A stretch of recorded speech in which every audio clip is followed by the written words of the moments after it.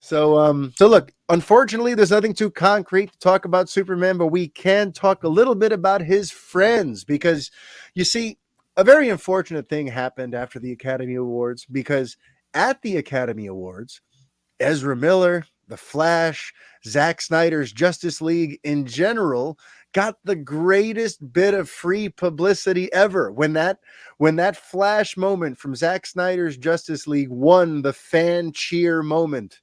Yeah. That was like that was a beautiful way to start getting people excited for Ezra Miller's The Flash movie, and unfortunately within about 24 to 48 hours of the Oscars ceremony, Ezra Miller got arrested in Hawaii at a karaoke bar having some confrontation with people there. And then there was another couple who filed a restraining order. And this comes a few months after he posted some weird threat to the KKK. Wow, smashing the Klan is a Ezra big Miller. theme today. Yeah. Ezra Miller smashes the Klan.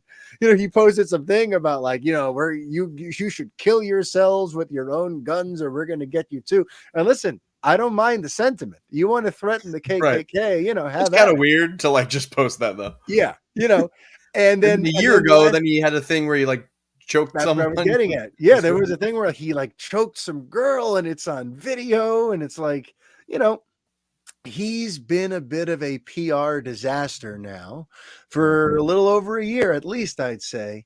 And Rolling Stone published an exclusive report claiming that Warner Brothers scheduled a emergency meeting just to discuss what the hell do we do about this Ezra Miller situation.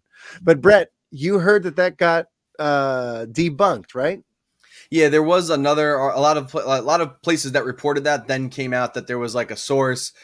I don't know if they were also from Rolling Stone or some other source, No, but it that was someone that from wasn't Warner true. Brothers came out Yeah, to Warner like, Brothers source that yeah. wasn't true, and it's being like over exaggerated. But And see, but that's what makes me think it is true, by the yeah, way, because you're they're probably not right. saying, yeah, they're not saying we didn't have this conversation.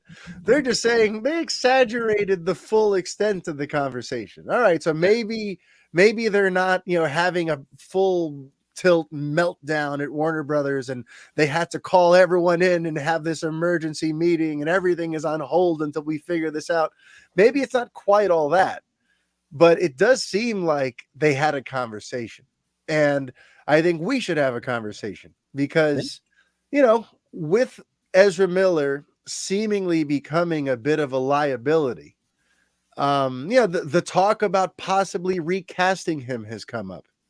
And listen, the movie doesn't come out for another 14 months. We still have till June 23rd of 2023. Remember, this is the same studio that remade Justice League in like 4 months leading up to Justice League Right. coming out.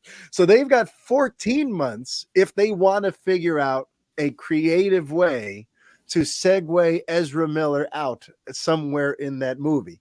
For the So let me, benefit of myself and yeah, listeners, the movie delay happened before this incident yes, occurred, correct? yes, Okay. yes. That makes a difference to it. It says a Yes, little to bit. be quite clear, yes, they changed the dates. I want to say like a month and a half, 2 months ago, and all this recent brouhaha with Ezra Miller has been in the last like 10 days. So it's Right. not related to Ezra Miller's legal troubles, but either way, now they do have the benefit of this delay, which gives them some time to figure out what to do. So, Brett, let me just ask you your gut here on all this, point blank. Should Warner Brothers recast Ezra Miller as the Flash? I mean, you're talking about reshooting like this entire film with a new No, actor. no, no. Okay, to be clear, Yeah, or just like maybe work somebody in new to close out that film and segue I into mean, a new actor. yeah, using the multiverse and the fact that these heroes can look different, right? Where we're going to see the Ben Affleck Batman, we're going to see the Michael Keaton Batman. So we're establishing that the Right. same hero can look differently depending on which end of the multiverse they're from. They could conceivably find some way that at the end of I don't know. I mean, listen, I don't know how they would really do it, but I think there's a way to do it. Yeah. Would you want them to find a way where, like, at the end of the movie, the Barry that is now our main Barry is not played by Ezra Miller? Would you be? Do you think they should do something like that? I mean, at this stage, I just listen. It's a little troubling, and definitely from a PR standpoint, it is, and it's troubling to hear about. He's a well, And they actually, it's they. To they be are, clear, yes. yeah, they. I'm Yeah, correcting myself now too. yeah, They are a very young actor, and yeah, listen, people have trouble sometimes. Hopefully, they can get the help they need, and this is just a non-issue. I don't think at this point they need to go ahead and do anything, brash. If there are more incidents or they are not well, then maybe we should have that conversation. But at this point, yeah. no. And again, like I want to, I want to see Ezra in a solo Flash film. Yes. Not that is Andy Muschietti, a new director, Yeah. a new kind of view on the character. I want to see that, away from all the Zack Snyder and the group setting and Yeah. what that vision was. So no, I don't think we should throw him out yet. I mean, listen, if it ends up being that like they're not happy with stuff they shot and it's not good, because I understand, I know from some other like big Flash fans, Ezra's interpretation, or I don't know if you want to call it Ezra's interpretation or Snyder's interpretation of the character, is not quite how Barry Allen is in the comics. So I've definitely heard or seen that sentiment around on like Twitter and like social media. So I think for some people, they kind of think it's a little bit of a weird casting, but I want to see what they can do in a solo film. So at this I'm point, glad you said that. yeah, not too alarmed. Mm-hmm. Hope they get help. Hope there are no more incidents. Yeah. But yeah, I think if something else goes down, I think you really need to strongly consider doing that. I agree. And I'm glad you said that because like when these stories started coming out last week, the big thing was, let's replace him. Let's bring in Grant Gustin from the Arrowverse. And everyone's doing their fan casting about who else could possibly be a good replacement. And I'm like, listen, when I hear these stories, I hear that somebody's going through something. Yeah. Somebody is in a weird, dark place and is sort of spiraling. And my first instinct is, how do we help them? So here's hoping the studio intervenes in some way and offers him some kind of support. I know that may sound a little bit like, well, why would they do that? He's just, he's an actor or whatever. But Warner Brothers believes a great deal in Ezra Miller. Not only was he cast as the Flash in their DC property, but they also cast him in as a recurring major role in their Harry Potter spinoff here in the Fantastic Beasts movies. And then for a little while there, and I mean, now Timothy Chalamet has it, but they had even cast him as a young Willy Wonka for a little while there in that new young Willy Wonka that's coming out. And the point is, even though Chalamet has the role now, who asked for that movie? I don't know, but that's a whole other. We can get to that one at some point. Yeah. But someone at Warner Brothers loves Miller. At a certain point in these last few years, they wanted to be in the Ezra Miller business. They've invested a lot of time. And he's a very talented actor. I've been a fan of his. Talk about Heaven. I don't know if you've ever seen that, but no, I never saw that one. But did you ever see City Island? Really good. City Island, directed by Andy Garcia.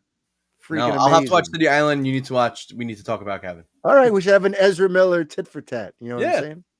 But yeah, so the studio seems to agree with us that this was a very gifted, very talented, very young, bright, rising star. And they put him into these blockbuster movies, and he's out there having a lot of trouble in his personal life. And here's just hoping that they step in and try to offer some sort of help, maybe send him to rehab or help him with counseling or something, because working in all these movies, by the way, there's a lot of pressure, and there's a lot of there's a lot of stuff that has to do with being on different parts of the world, away from home, on press tours, and feeling alienated, and you're part of all these IPs and meetings, and they're making action figures out of you, and there's so many different pressures that come and having your movie change directors and script and be delayed, exactly 6 years in a row or however many years. Not to mention, that might drive someone crazy.